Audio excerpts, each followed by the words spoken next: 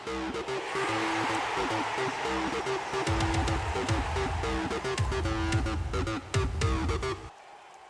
እንደምናላችሁ ውድ ተከታታዮቻችን፣ በዛሬው ዕለት እየጦፈ ስለመጣው የፕሪሚየር ሊግ ዋንጫ ፉክክር ነው የምናወራው።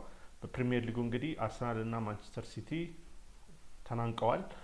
ወደፊት ማን ፕሪሚየር ሊግ ዋንጫውን ያሸንፋል የሚለው ነገር አጓጊ ሆኗል። ባለፈው ሳምንት በተካሄዱ ጨዋታዎች አርሰናል በሜዳው በኤሚሬትስ በቦርንማውዝ 2-1 ተሸንፎ ነበር።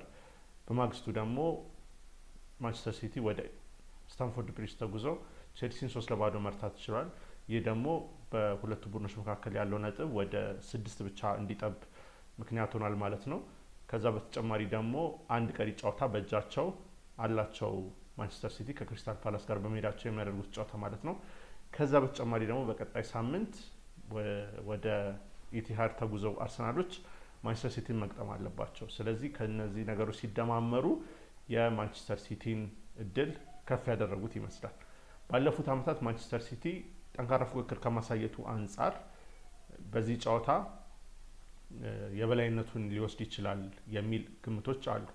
ለምሳሌ እነዚህ ቡድኖች በሚያዝያ ወር ያደረጓቸውን ጨዋታዎች ብንመለከት ማንቸስተር ሲቲ ከ31 አካባቢ ጨዋታዎች ወደ 28 የሚጠጉ ጨዋታዎችን በሚያዝያ ወር አሸንፈዋል። በጣም የሚደንቅ የሚያዝያ ወር ሪከርድ ነው ያላቸው።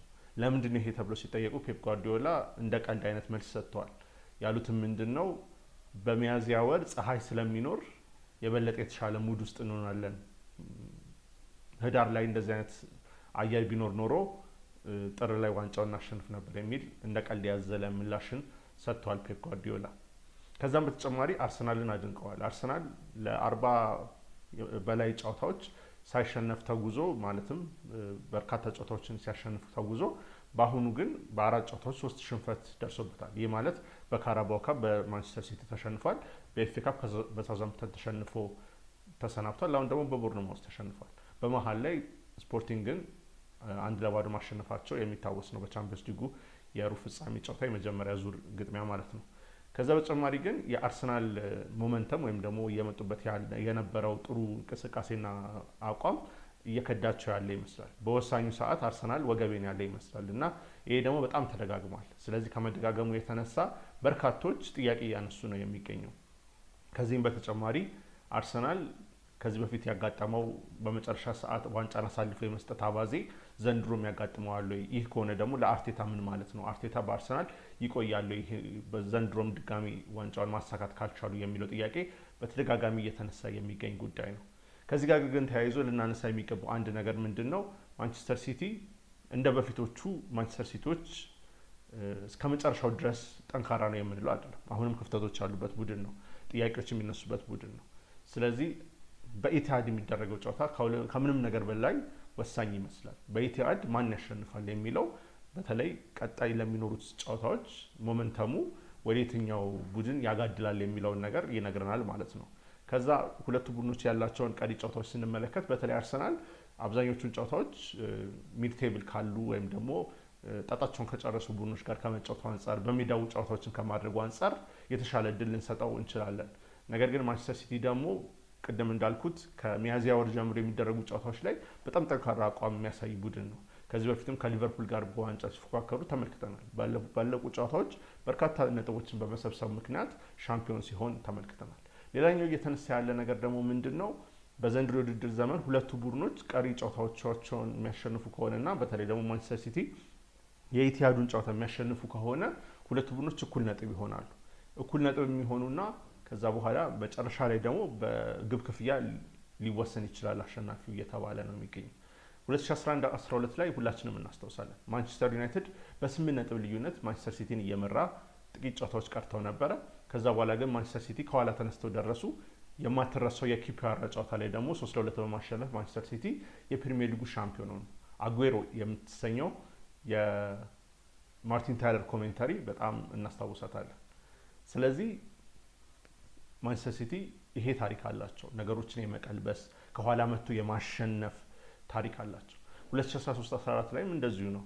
2013-14 ላይ ሊቨርፑል ወደፊት እየተጠጉ ሊያሸንፉ ጫፍ ደርሰው የነበረበት የፕሪሚየር ሊግ ዋንጫ ፉክክር ነበር። ነገር ግን ከቼልሲ ጋር በነበራቸው ጨዋታ ጄራርድ በምናስታውሰው መንገድ የወደቀበትና ከዛ በኋላ ደግሞ ቼልሲ አሸንፎ ከዛ ከክሪስታል ፓላስ ጋር የነበራቸውን የሊቨርፑል ጨዋታዎች ደግሞ ነጥብ በመጣላቸው ምክንያት ማንቸስተር ሲቲ አንሰራርቶ ያሸነፈበትን እናስታውሳለን። ሌላ ደግሞ ላስታውሳችሁ 2021-22 የውድድር ዘመንን አስታውሱ። 2021-22 የውድድር ዘመን ላይ ሊቨርፑልና ማንቸስተር ሲቲ አንገት ለአንገት ተናንቀው ነበር። አሁን ለአርሰናል እንደሚባለው ሁሉ የዛኔም ለሊቨርፑል ኳድሪፕል ወይም ደግሞ አራትዮሽ ዋንጫን ያሸንፋል የሚል ብዙ ግምታዊ ሀሳቦች ሲሰጡ ነበር። አንደኛው ማሸነፍ የነበረባቸው ፕሪሚየር ሊግ ነበር። ፕሪሚየር ሊግ የመጨረሻ ማችዴ ላይ ሊቨርፑል ከወልቭስ ጋር እየተጫወቱ ነበር። ማንቸስተር ሲቲ ደግሞ ከአስቶን ቪላ ጋር እየተጫወቱ ነበር። አስቶን ቪላ በአንድ ወቅት 2-1 እየመሩ ነበረ ማንቸስተር ሲቲ። ዋንጫው ወደ ሊቨርፑል ሄደ አከተመ እየተባለ በሚጠበቅበት ጊዜ ሮድሪጎና ኢልካይ ጉንዶጋን ያስቆጠሯቸው ግቦች ግን ማንቸስተር ሲቲን አሸናፊ አድርገው ዋንጫውን እንዲያነሱ ረድተዋቸዋል። ስለዚህ ታሪክን ስናመሳክር ማንቸስተር ሲቲ ከኋላ ተነስቶ ዋንጫዎችን የማሸነፍ ግምቶችን የማፋለስ ልምድ አላቸው። አርሰናል ደግሞ ደርሰው የመሸነፍ አባዜ ያለባቸው። ላለፉት 3 ተከታታይ የውድድር ዘመናት ጫፍ ደርሰው ነው አርሰናል ዋንጫ ሳያሳኩ የቀሩት። ዘንድሮ ደግሞ የማያሳኩ ሆነ ይሄ በጣም ከሁሉም የበለጠ የሚጎዳቸው ይሆናል ማለት ነው። አርቴታ ላይም ከፍተኛ ጥያቄ እንዲነሳ ሊያደርግ ይችላል። አንድ የተነሳ ክርክር የተመለከትኩት አርሰናል ጥሩ የተከላካይ መስመር ጥሩ የአማካይ መስመር መስርቶ ነገር ግን አጥቂ መስመር ላይ ክፍተት አለበት፣ ይህ ነው የሚባል አጥቂና የአጥቂ ፈጠራዎችን የሚያደርግ ተጫዋች የለውም የሚሉ ክርክሮችን እየተመለከትኩኝ ነበር። በአሁኑ ሰዓት ያሏቸው አማራጮች ስንመለከት ዮኬሬስ፣ ሃቨርትስ፣ ጋብሪኤል ሄሱስ ያን ያህል ጠንካራ ናቸው ወይ የሚለው ጥያቄ ያስነሳል። በተለይም ደግሞ ሃቨርትስ እና ጋብሪኤል ሄሱስ በውድድሩ በጉዳት ለረጅም ጊዜ አለመኖራቸው እንደዚሁ አርሰናልን ጎድቶታል እና እነዚህ ነገሮች ሲደማመሩ አርሰናል ከባድ ይመስላል። እኔ ማንቸስተር ሲቲ ዋንጫውን ያሸንፋል ብዬ ገምታለሁ። እናንተስ ምን ታስባላችሁ? በኮሜንት ሴክሽኑ አጋሩኝ። ላይክ፣ ሰብስክራይብ፣ ሼር ማድረግ አትርሱ። አመሰግናለሁ።